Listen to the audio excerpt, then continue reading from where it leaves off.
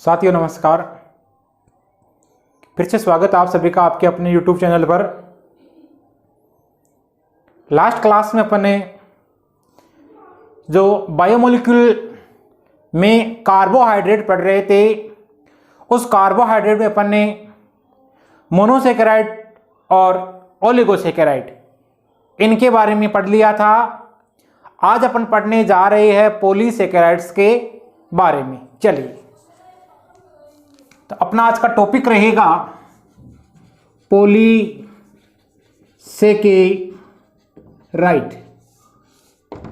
आप सभी जानते हो पॉलीसेकेराइड, जहां पर मैंने आपको पॉलीमर करवाया था वहां मैंने आपको बताया था कि जो आपके पॉलीसेकेराइड होते हैं वो एक प्रकार के नेचुरल पॉलीमर होते हैं।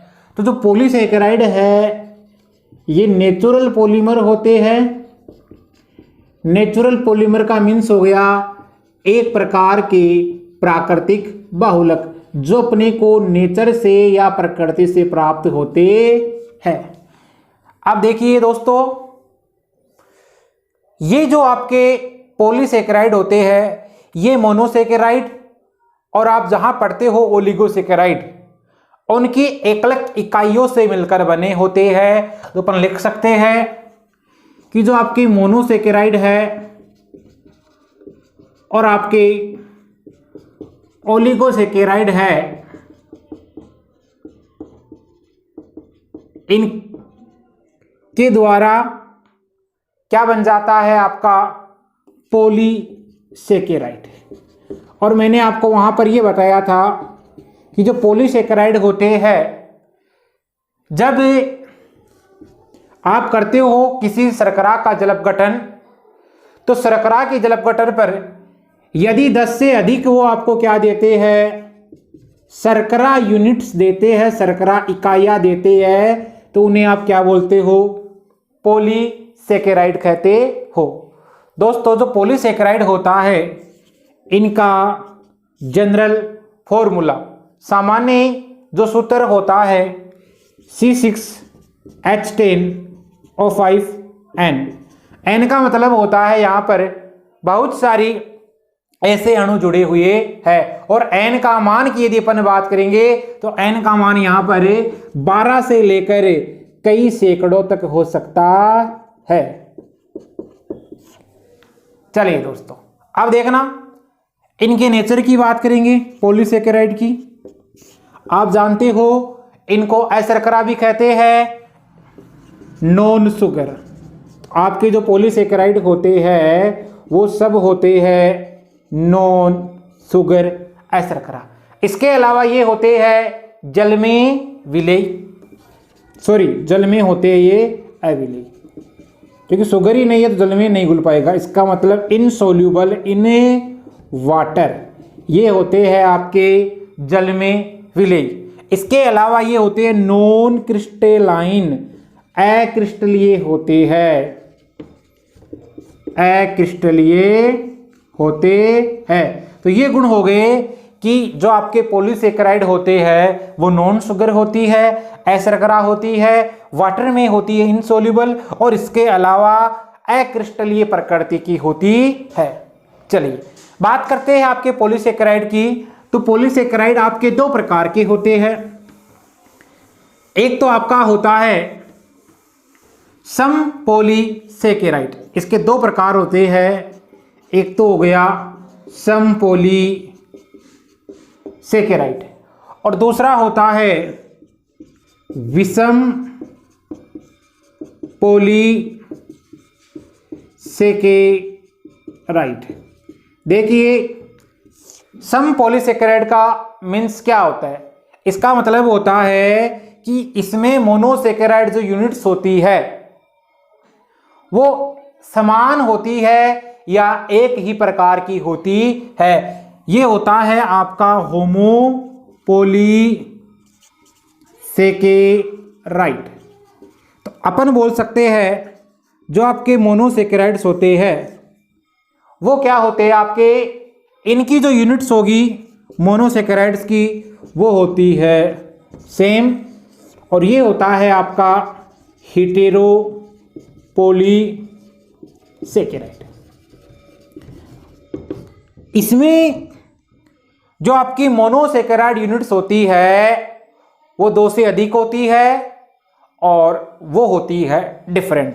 तो 2 से ज़्यादा इसमें मोनोसेकेराइड यूनिट्स होती है और वो क्या होती है आपकी डिफरेंट होती है, या आप जिसको बोल सकते हो भिन्न होती है। चलिए, जहां पर मैंने पॉलीमर की बात की थी वहां पर मैंने एग्जाम्पल बताए थे इनके कि आपके जो पॉलीसेकेराइड होते हैं इनके एग्जाम्पल, जैसे आपका प्रोटीन है, आपका न्यूक्लिक एसिड है क्योंकि सब नेचुरल है, इसके अलावा आपका सेल्यूलोज है, आपका स्टार्च है, गोंद है आपका, इसके अलावा इन्यूलिन है आपका। ये सब किसके एग्जाम्पल हो गए? पॉलीसेकेराइड के एग्जाम्पल हो गए। Protein, nucleic acid, cellulose, starch, inulin और गोंद, इन सबको बोला जाता है पॉलीसेकेराइड। अब देखना, बात करते हैं कुछ प्रमुख जो पॉलीसेकेराइड्स है उनके बारे में। और अपने जो मुख्य रूप से पॉलीसेकेराइड है, स्टार्च और सेल्यूलोज की बात आती है। तो स्टार्च की बात करते हैं अपन पहले।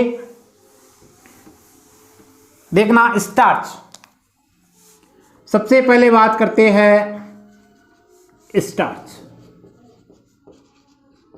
देखिए दोस्तों, स्टार्च के बारे में अपन बात करते हैं तो स्टार्च से आप वाफी को, ये किस में मिलेगा आपको? प्लांट्स में मिलता है। इसका मतलब यह पादपों में क्या रहता है, आपका जो स्टार्च है संग्रहित होता है। फिर आपका जो ह्यूमन होता है, मानव होता है, अपन होते हैं, वो क्या करते हैं, इनको फूड के रूप में लेते हैं। इसका मतलब ये क्या हो गया, अपने आहार हो गया।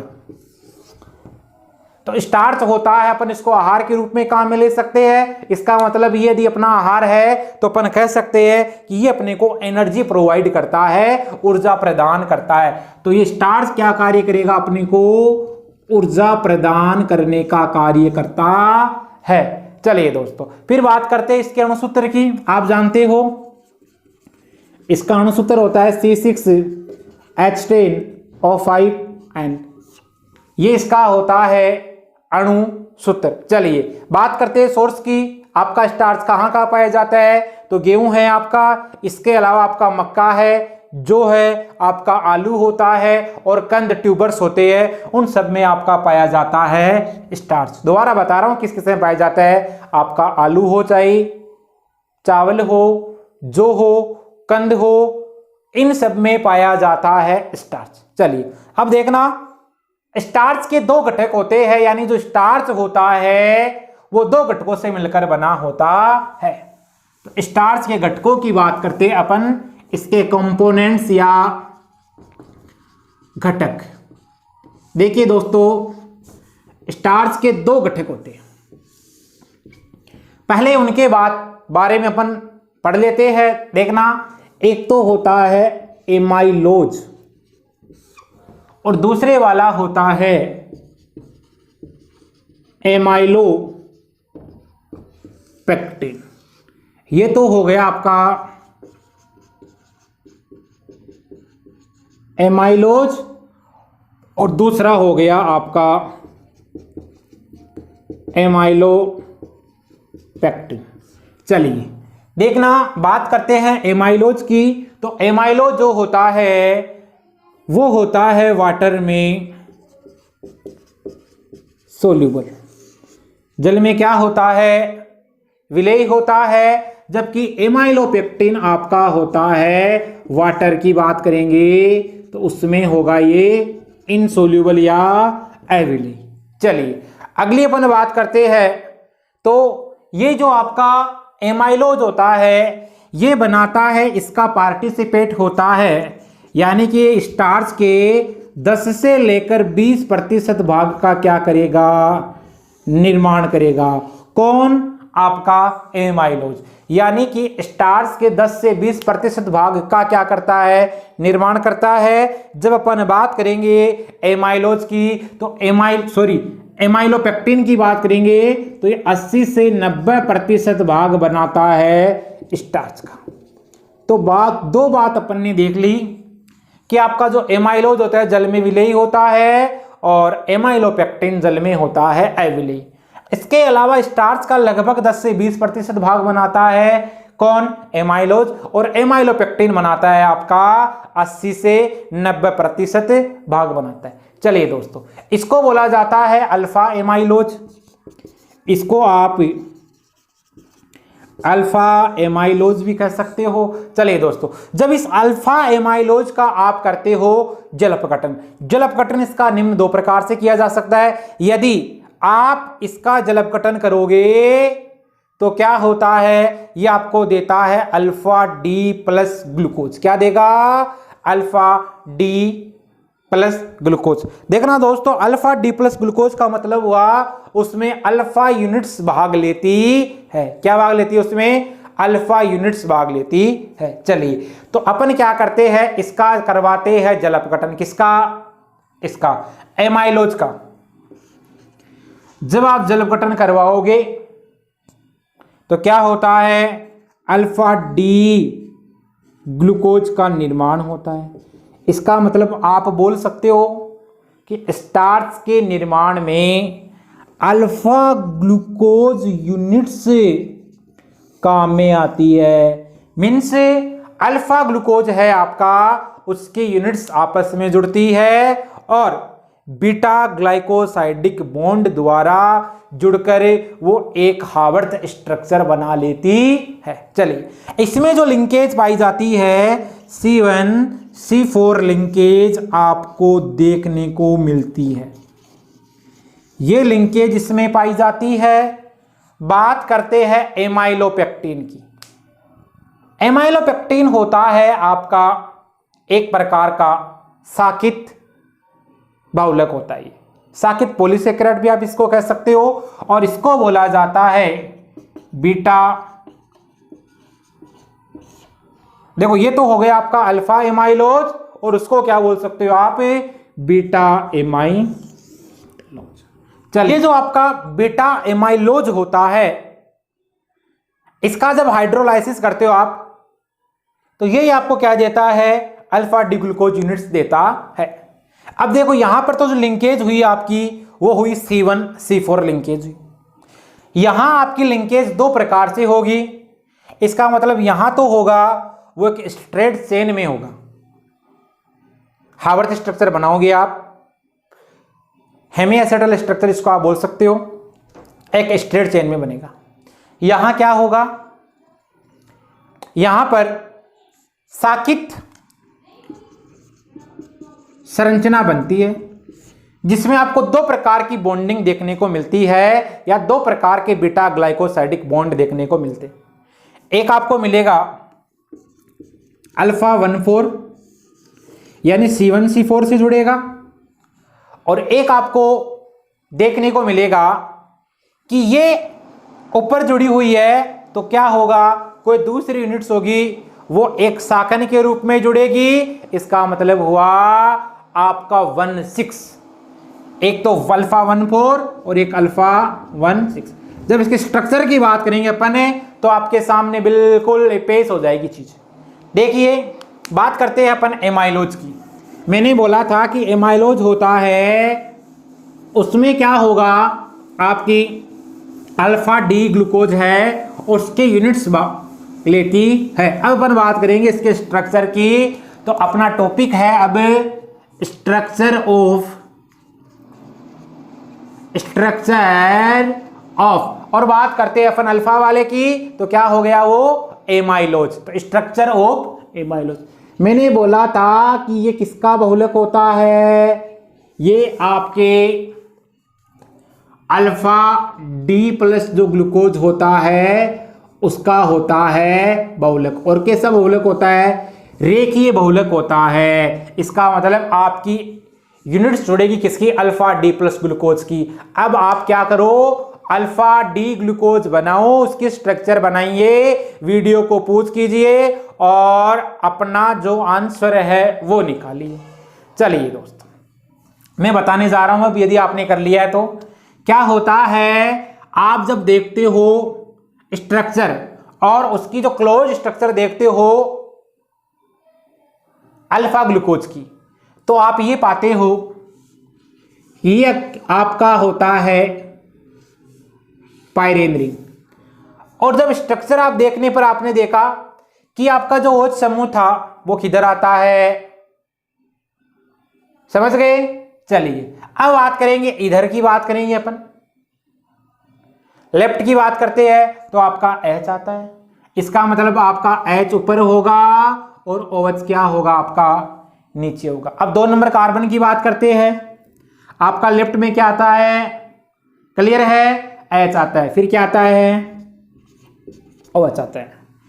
3 नंबर कार्बन की यदि बात करेंगे तो क्या होगा, इधर OH होगा आपका और H होता है इधर, समझ गए। 4 नंबर कार्बन पे इधर H उधर OH।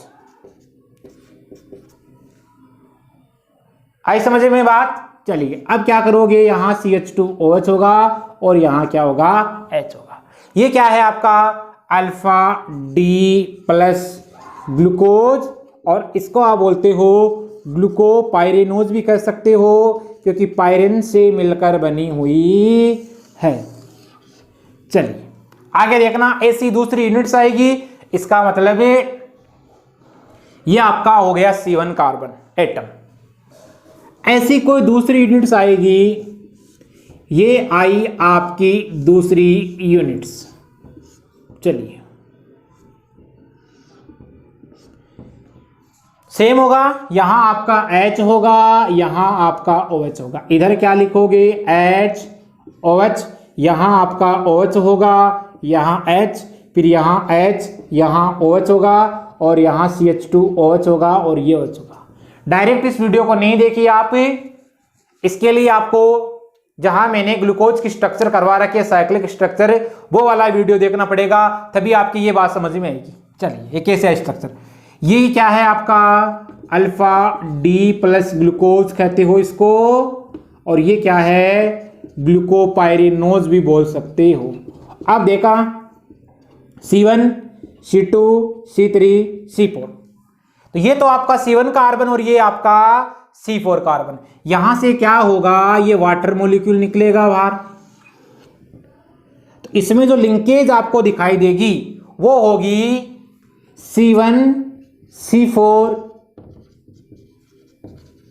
लिंकेज। और बॉन्ड कौन सा बना, अल्फा यूनिट्स के अंदर बना है, इसका मतलब इसको बोलोगे आप C1 C4 alpha glycosidic bond, C1 C4 alpha glycosidic bond. अब करना क्या है, आपको कुछ नहीं करना, इनको केवल जोड़ देना है यूनिट्स को आपस में। चलिए इधर आपका ये बन गया,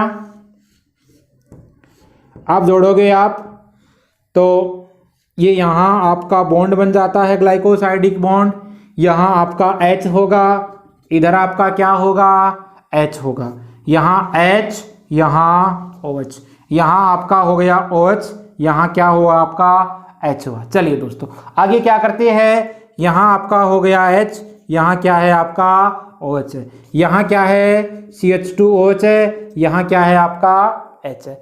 इधर देखना ये H आपका OH, यहां H, यहां आपका OH, यहां आपका OH और यहां आपका H, और ये CH2OH और ये आपका H। तो बताओ एक प्रकार की ये रेखीय स्ट्रक्चर हो गई। चलिए अब देखना आप क्या करोगे, यहां पर कोई फिर दूसरी यूनिट्स आएगी, क्योंकि एक प्रकार के पॉलीमर होते हैं, इसका मतलब पॉलीमर का मतलब क्या हुआ, बहुत सारी यूनिट्स आपस में ऐसे जुड़ती चली जाएंगी। तो आपको पता है कि ये जो आपको दिखाई दे रहा है इसका क्या निकला, OH ऐसे निकल जाएगा, और इधर वाला भी ये क्या निकलेगा। आ रही है मेरी बात समझ में। चलिए तो मैं इसको ऐसे कर सकता हूं क्या, इसकी वैलेंसी को ऐसे फ्री कर सकता हूं, इधर भी ऐसे फ्री कर सकता हूं क्या वैलेंसी को। इसका मतलब ऐसे बहुत सारी यूनिट्स आपस में आके जुड़ती चली जाएगी C1 C4 लिंकेज से, और वो बना देती है अल्फा 1,4 ग्लाइकोसाइडिक लिंकेज। ये आपका बन गया एमाइलोज। चलिए बात करते हैं एमाइलोपेक्टिन की। मैंने बोला था कैसा है, तो वो हो गया आपका ब्रांच्ड। अब आ जाइए एमाइलोपेक्टिन बनाते हैं। यदि आपको एमाइलोज की आती है, अल्फा डी प्लस ग्लूकोज की स्ट्रक्चर आती है, आपको बीटा डी प्लस ग्लूकोज की स्ट्रक्चर आती है, तो आप पूरा जो कार्बोहाइड्रेट्स है, प्रत्येक कार्बोहाइड्रेट्स की आप ग्लाइकोसाइडिक लिंकेज आराम से बता सकते हो, कोई दिक्कत नहीं किसी प्रकार की। चलिए देखना क्या करते हैं। आइए इधर अपन किसकी स्ट्रक्चर बनाने जा रहे हैं? अब एमाइलोपेक्टिन की स्ट्रक्चर ऑफ एमाइलोपेक्टिन।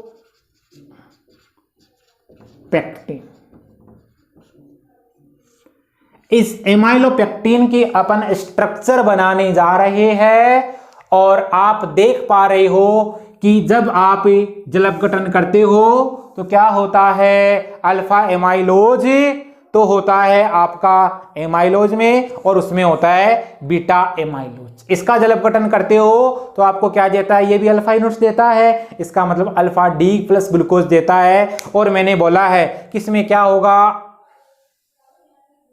समझ गए मेरी बात को? C1 C4 लिंकेज होगी, फिर नीचे क्या होगी? लिंकेज होगी। तो वो कौन सी हो जाएगी? 1 और C ग्लाइकोसाइडिक। दो प्रकार के लिंकेज इसमें आपको देखने को मिलेगी। देखना क्या होगा। सबसे पहले क्या बनाओगे? अल्फा डी ग्लूकोज की स्ट्रक्चर बनाओगे। तो ये मैं बना रहा हूं, आप देख पा रहे हो। चलिए इधर कोई दूसरी यूनिट्स है, ये लो। अब देखना, आपको पता है जब आप देखते हो तो HOH, यहां H, यहां आपका OH। आई मेरी बात समझ में? तीसरे नंबर कार्बन पे आपका OH होगा, यहां H होगा, यहां H होगा, यहां OH होगा और हेवी ग्रुप ऊपर हो गया और ये हो गया आपका नीचे।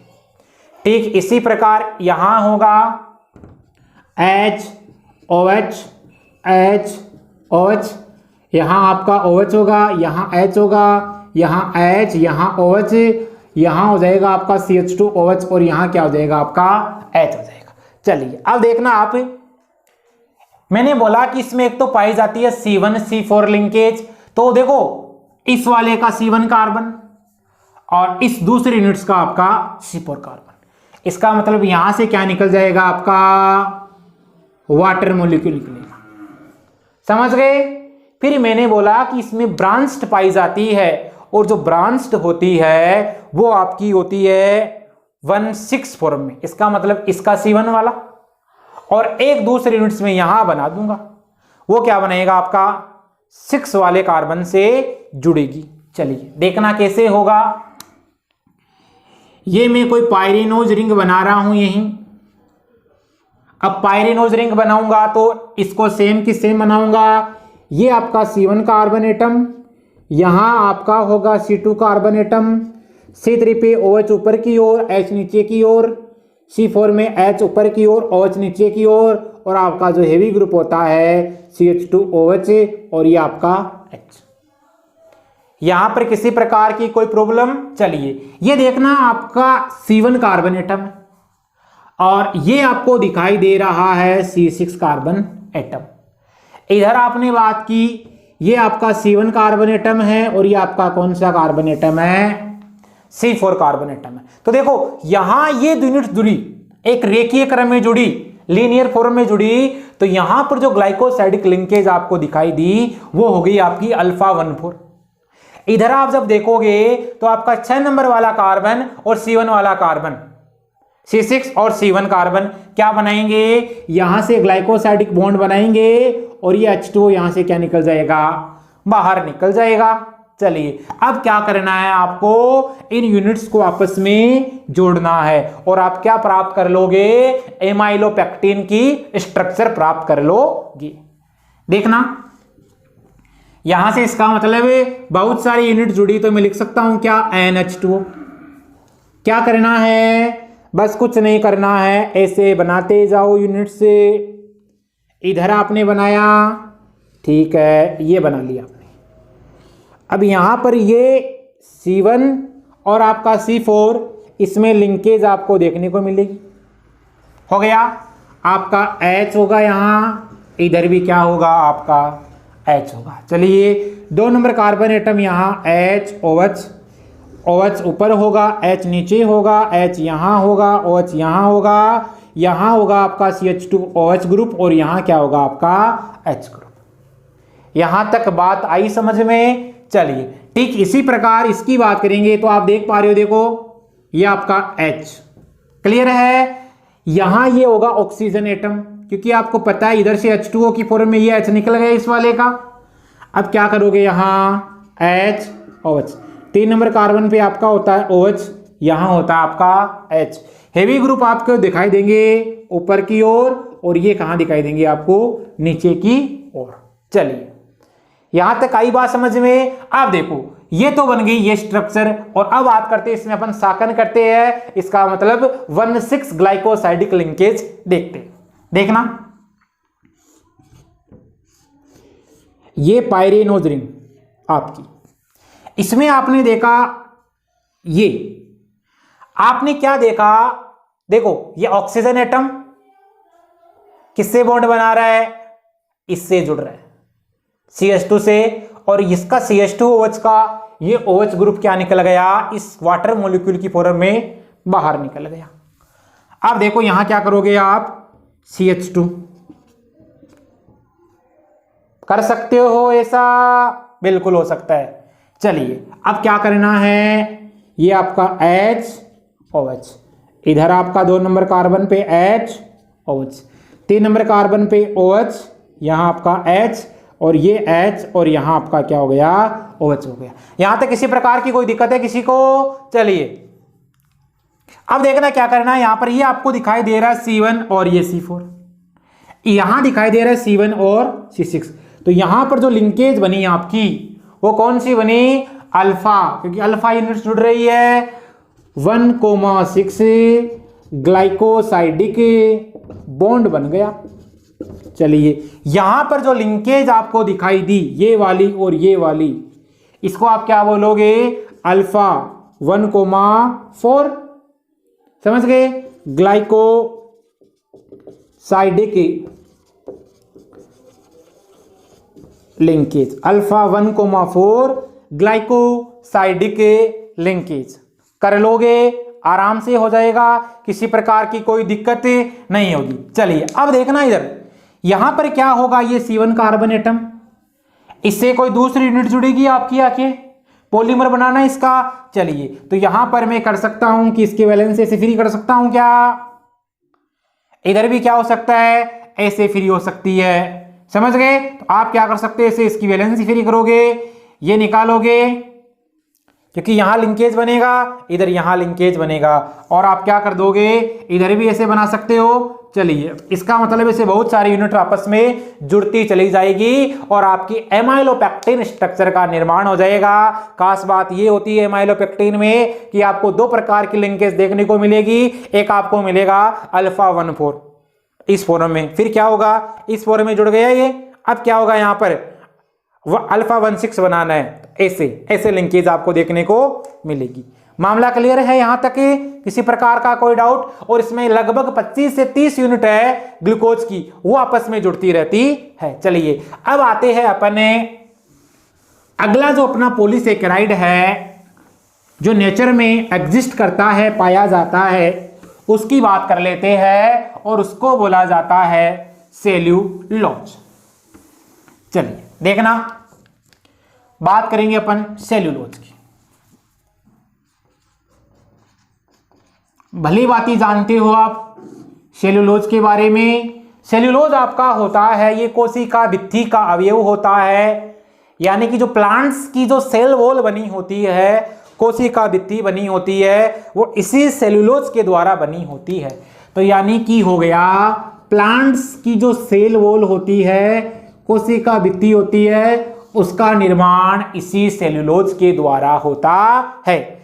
सेल्यूलोज क्या है, एक प्रकार का पॉलीसेकेराइड्स होता है। इसके अणुसूत्र की बात करेंगे तो क्या होता है, C6H10O5N इसका होता है अणु सूत्र होता है। अब सेल्यूलोज किस किस में पाया जाता है, तो आपकी जो लकड़ी होती है उसमें आपको सेल्यूलोज देखने को मिलेगा, जूट होता है उसमें आपको सेल्यूलोज देखने को मिलेगा, इसके अलावा सूती कपड़ा है, रुई है, आपको सेल्यूलोज देखने को मिलेगा, घास है, सेल्यूलोज देखने को मिलेगा। चलिए अब देखना, यहां से अपन बात करते हैं जो आपका सेल्यूलोज होता है उसके द्वारा वस्त्र वगैरह बनाए जाते हैं, इसका जलपघटन किया जाता है। तो ये डिग्लूकोज होता है, उसका एक प्रकार का रेखीय बहुलक होता है, लेकिन यहां पर क्या होती है आपकी बीटा फॉर्म्स आके जुड़ती है। देखना दोस्तों, जब इसका आप करवाते हो जलपघटन सेल्यूलोज का, तो आप क्या पाते हो, ये एक प्रकार का होता है रेखीय बहुलक, किसका, बीटा डी ग्लूकोज का। इसका मतलब यहां पर बीटा डी ग्लूकोज की बहुत सारी यूनिट से आपस में आएगी और वो ग्लाइकोसाइडिक लिंकेज द्वारा जुड़ती रहेगी, और यहां पर बॉन्ड बनेगा C1 में और C4 में। बस कुछ नहीं करना, अल्फा है यदि आपको आ रहा है तो बीटा में तो कुछ प्रॉब्लम नहीं है, वहां OH समूह क्या हो जाएगा आपका ऊपर हो जाएगा। चलो जल्दी से बना लेते हैं इसको, देखना। देखिए क्या करेंगे, स्ट्रक्चर बना रहा हूं मैं इधर, स्ट्रक्चर ऑफ सेल्यूलोज। यहां से एक क्वेश्चन भी बनता है बहुत अच्छा कि जो आपके जीव जंतु होते हैं उनके बॉडी की बात करें तो वहां पर सेल्यूलोज का पाचन हो जाता है, जबकि मानव शरीर में सेल्यूलोज का पाचन नहीं होता। इसका मतलब घास वगैरह का पाचन नहीं होता। उसका कारण ये होता है कि मानव शरीर में सेल्यूलोज को पचाने वाले एंजाइम्स नहीं पाए जाते, इसी कारण सेल्यूलोज का पाचन नहीं हो सकता। और वहां पर जो आपके होते हैं जीव जंतु उनमें क्या पाया जाता है, एंजाइम्स पाए जाते हैं, तो वो पाचन कर लेते हैं। चलिए बात करते हैं, तो ये क्या होता है, मैंने बोला बीटा डी प्लस ग्लूकोज से मिलकर बना होता है। इसका मतलब बीटा डी ग्लूकोज की यूनिट्स भाग लेगी। देख लीजिए, ये आपका ग्लूकोपाइरिनोज, इधर भी आपकी दूसरी यूनिट्स होगी। OH समूह अब आपको पता है बीटा है तो ऊपर होगा और H नीचे होगा। यहाँ H, यहाँ आपका OH, H, यहाँ आपका H, यहाँ आपका OH। अब क्या होगा, यहाँ हेवी ग्रुप ऊपर और ये नीचे, इसको क्या बोलते हो, बीटा डी प्लस ग्लूकोज। यहां तक आई बात समझ में। चलिए यहाँ क्या करोगे, OH, यहाँ आपका H, यहाँ H, यहाँ आपका OH ऊपर होगा, H नीचे होगा, यहाँ H होगा, यहाँ OH होगा, और यहाँ क्या होगा आपका CH2OH और ये H। ये भी क्या है आपका बीटा डी प्लस ग्लूकोज।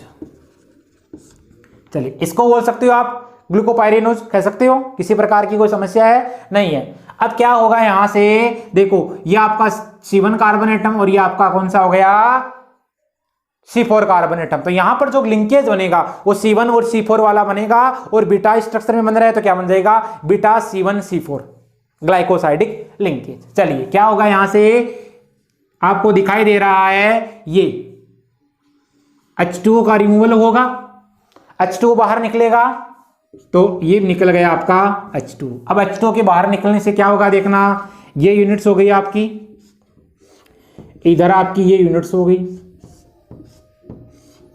अब देखिए क्या कर रही है, इस वाले पे क्या है, केवल ऑक्सीजन बचा, समझ गए, और यहां आपका क्या बचा, हाइड्रोजन बचा। तो देखना ये और ये बॉन्ड बना लेते, ऐसे जुड़ गए। यहां क्या है, हाइड्रोजन है, बाकी पोजीशन आपकी जैसे है वैसे है ग्रुप्स ऑफ एटम्स की। OH आपका H, यहाँ क्या H, ये आपका OH, फिर ये आपका हो गया CH2OH, ये आपका हो गया यहाँ H।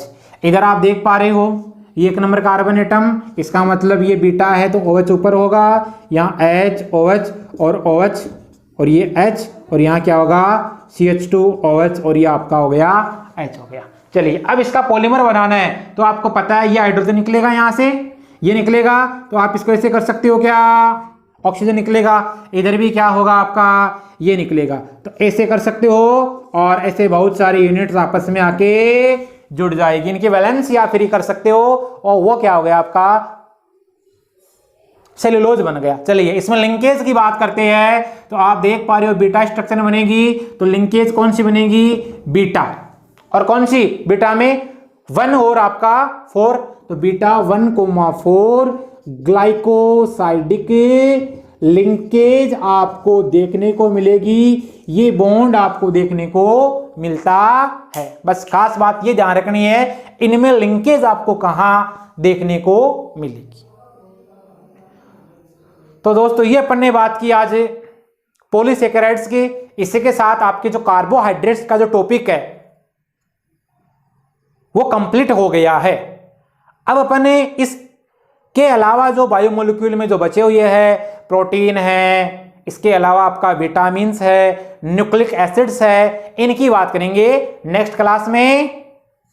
थैंक्स।